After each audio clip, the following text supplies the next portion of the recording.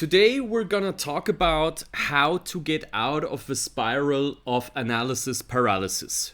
You are continuously working in a consulting firm, maybe a strategy consulting firm or also maybe an IT consulting firm, and you're only doing very repetitive work for a particular customer. For example, in a strategic consulting firm, in week one, you might do a particular piece of analysis. Maybe the customer is asking you to analyze the dependency between increase in employment, so they are continuously hiring more and more employees, and how that impacts their revenue. Is revenue per employee actually going up or down? And so you're looking at some of the data, you're coming up with some insights, and out of these insights, you deduct small recommendations of what the company should do. So you are basically reporting a very basic, insight report, but you're not thinking about the big picture. In week two, you do something similar. Your customer comes with another problem statement. You analyze the problems, you look at the data, you come up with insights, and then you add recommendations again, how the customer should solve the problem, how they should act on that. And on week three, it repeats, etc., etc. So if you're always just focusing on this part of work, you are moving from gig to gig, from week to week, then you will always only be perceived by the customer as an extended workbench. They have a problem, they hire you to solve the problem, and that's basically it. This will lead in the long term to getting very inconsistently engaged by this customer. The customer will only think about you when they have a specific small piece problem where they need extended workforce to solve it. So if you're always only focusing about this part, you will never get the time to really think about what you just saw on a higher level.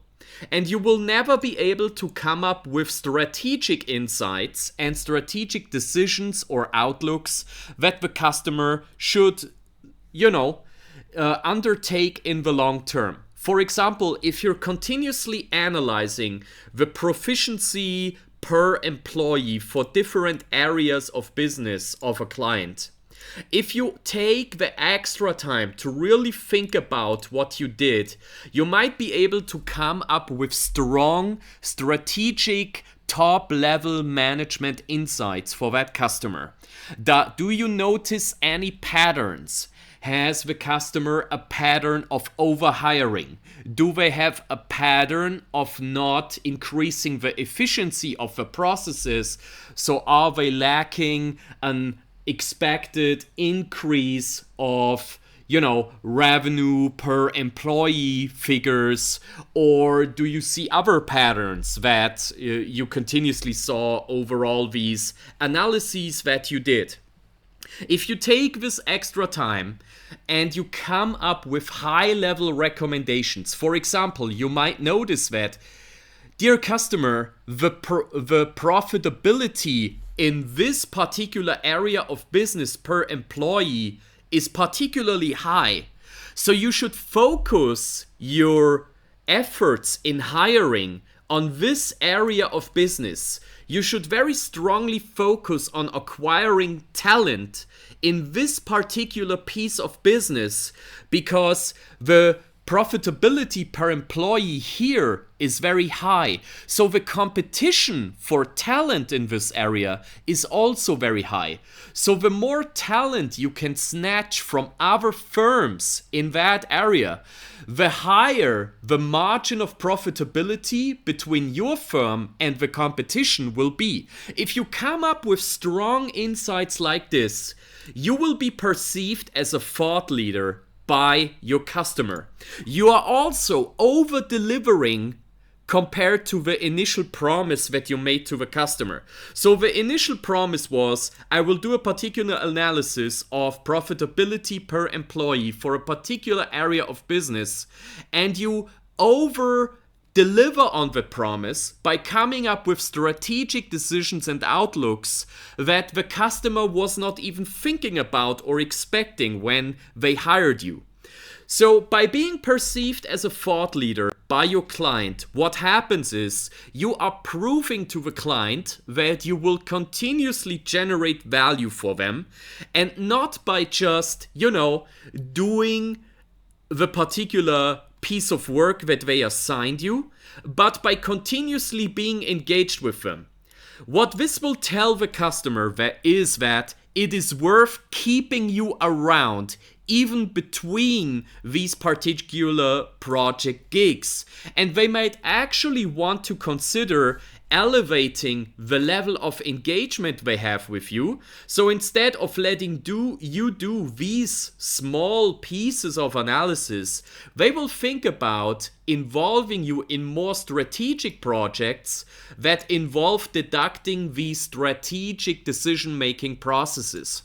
And by that, you decrease the amount of, ground level work that you have to do for that customer, and you increase probably your overall revenue that you generate with this customer, because you're getting more and more continuously involved in top level decision making processes, and you will most likely also increase the margin that each hour you spend at that customer's site, that you can generate for your firm. So this is in general what you want to achieve. So there are different techniques how you can achieve this, but to dive deeper into that would be a topic of multiple videos in the future.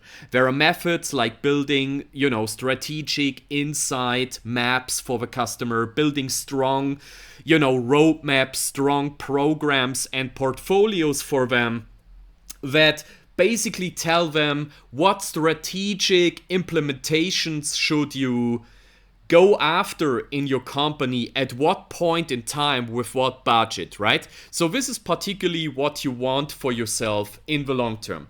For IT consulting, it would be different. It would be similar, right? Instead of doing analysis based on data, for example, you could do software development for a customer. You're basically perceived as a extended workbench developing code, right? And that code will provide a particular functionality for the customer, right? Instead of, thinking on this level, I will write some code that will deliver some functionality, do the extra work and come up with what functionalities, what requirements, what automations are actually needed by the customer in the long term, right? Do you notice a pattern? Do they have a lot of bugs in a particular area of software development? Maybe they have the requirement to increase budgeting for tests. Do they have a lot of manual work involved, for example, when it comes to generating invoices, right? So, or analyzing invoices, getting the data into the system, then you might actually, consider recommending them to invest in automating these steps. So if you really take the time and think about the big picture for the customer, even though you're not initially asked to, this will lead to more better engagements with the customer in the long term.